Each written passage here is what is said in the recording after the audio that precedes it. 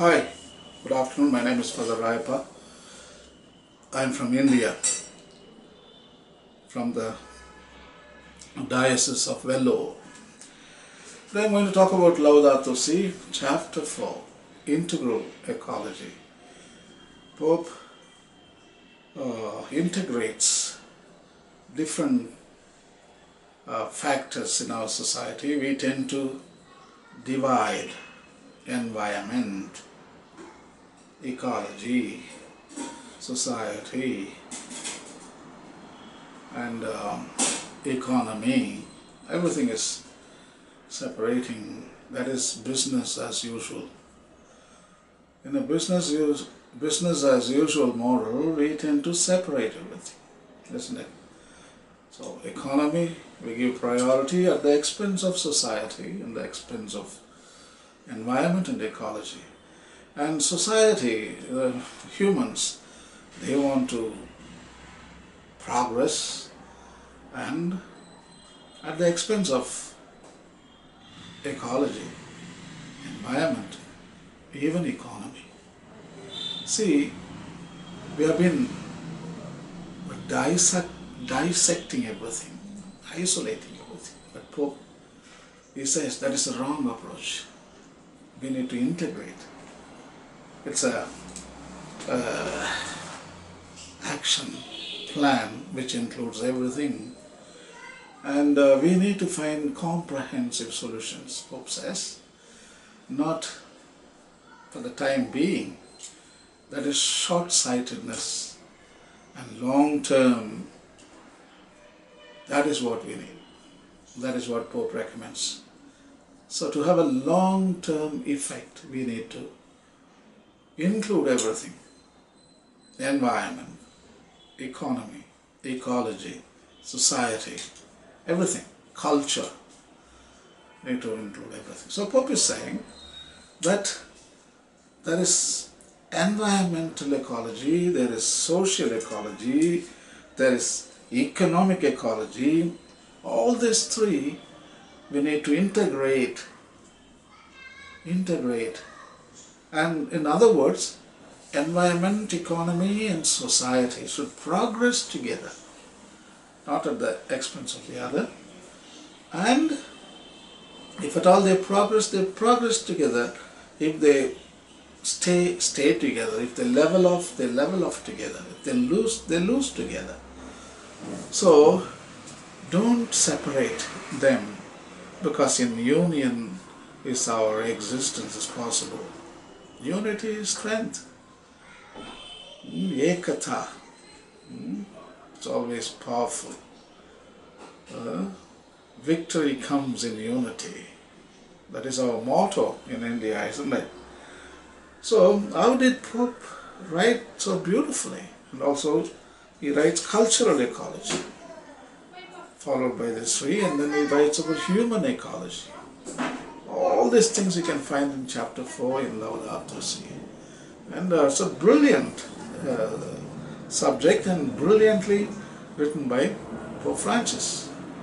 So how did he categorize them as environmental ecology, social ecology, economic ecology, cultural ecology, human ecology? How did he do that? So I think you need to go to United Nations for that. So in 1987, it all happened. In 1987, according to United Nations World Commission on Environment and Development, it's called Brundtland Report, 1987. They define sustainable development as follows. Sustainable development is defined as that which meets the needs of the present without compromising the ability of future generations to meet their own needs. In other words, sustainable development means designing the right mix of economics, social and environmental policies for today and for tomorrow. See, sustainable development means designing the right mix of economic ecology, social ecology, environmental ecology for today and for tomorrow. The main interdependent pillars for sustainable development are known to be economic development, social development, and environmental protection. The fourth, the cultural diversity proclaimed by UNESCO is equally important as the biodiversity. So Pope is calling for integral ecology for sustainable development. Sustainable development. That means the present generation live happily, future generations also live happily. It goes on forever. Each generation leaves natural resources for the next generations, and we don't abuse, we use. So actually United Nations, they laid a foundation for this kind of concept, the integral concept and the integral development, the integral progress, the integral sustainability. So actually United Nations have to be appreciated, and Pope is just building his argument on that. I think it's brilliant, very strong argument Pope is using, and actually is supporting United Nations, even though in other parts, especially the lines of action and approach, and even in human roots of our ecological crisis, the Pontiff is not appreciating United Nations very much. Their conventions in Kyoto, Durban, Copenhagen, he didn't even mention about it. But he does mention very, very small conventions like Basel, Vienna, Stockholm, Montreal. He appreciates them and he applauds them, and he really encourages United Nations in that respect. But the bigger conventions, I don't think Pope is mentioning them. But here, it is a silent approval of United Nations efforts. I think we need to thank Pontiff for that. And integral ecology, the whole chapter is structured under the vision of United Nations, which is very, very nice, and it goes global. And we need to listen. One side politics, another side religion. It's a beautiful mix. I think integral ecology, the chapter 4 in Laudato Si, it's a beautiful mixture of society and religion, or science and religion, or politics and religion.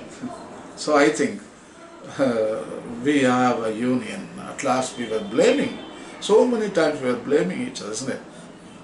Religion blames politics, politics blames religion, but science blames religion and religion blames science. So it was business as usual.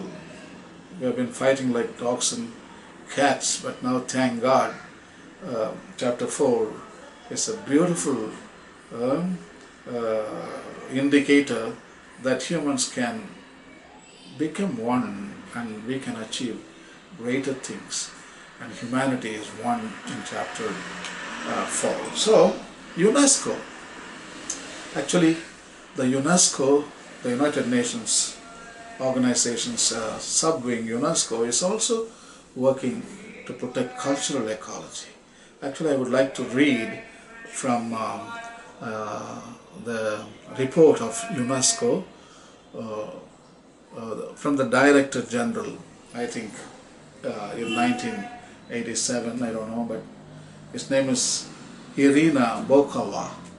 So UNESCO states as follows: celebrating cultural diversity means opening up new perspectives for sustainable development and promoting creative industries and cultural entrepreneurship as sources of millions of jobs worldwide, particularly for young people and especially for women. Culture is a sustainable development accelerator whose potential has been recognized in the 2030 Agenda for Sustainable Development adopted by the United Nations. So cultural diversity and cultural ecology is very important.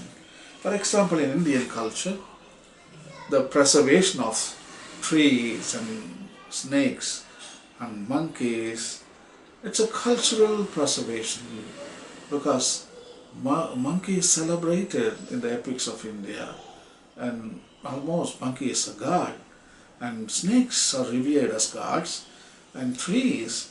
So it is very bad to kill a snake or kill a monkey because we have a reverence. It is in our DNA.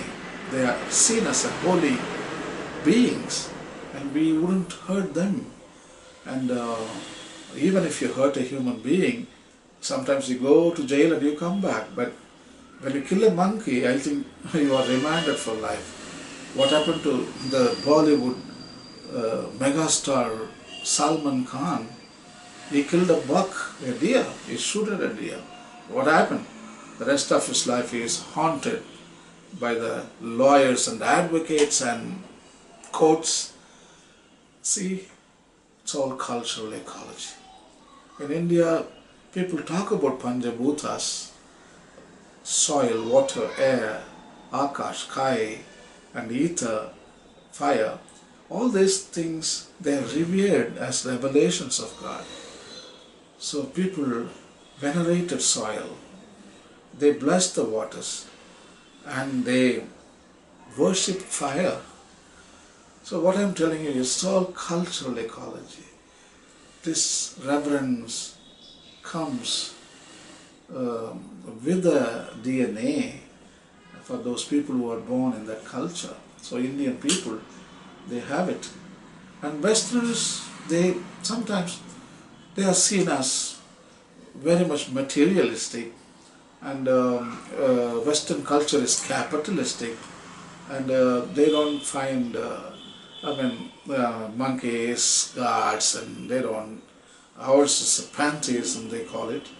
For them, Western religions, they are monotheistic, they call it. So all the other things like cobras and snakes and monkeys and land and so on, they don't have the mystical value for them, only the material value for them. So that is their culture. So each culture has their own values and has their own philosophies, theologies. So this should be coming to help us. We shouldn't go and adopt Western cultural principles. That is not good, because our own culture we should adopt in our lifestyle, not the Western. But today our mistake is we are trying to adopt Western culture and Western cultural notions, and that is no good, because we are going to sacrifice our own, and we are going to discard our own wisdom and knowledge.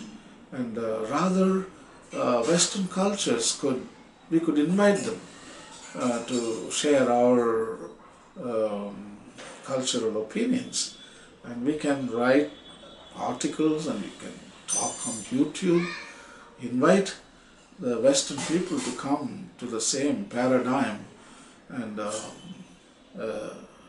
asking them and requesting them to demonstrate care and concern and reverence for the rest of creation. And soil, we need to respect. Everything comes from soil. You ask soil, it will give it to you. Ask for food, it gives you. Ask for clothes, it gives you. Ask for medicine, it gives you. Ask for gold, it gives you. Ask for GDP, it gives you. So you ask, the soil gives it to you. So everything has a value. Mountains, seas, rivers. So culture. Also in Western cultures, Seattle, beautifully puts it. The American chief from the Washington state, Seattle, he writes so beautifully about water, about land, about life. The indigenous people in America, they have sense of reverence towards nature. Also, there are different indigenous people in Europe and all over the world for that matter. So they have a deep sense of reverence and respect and value of the natural world.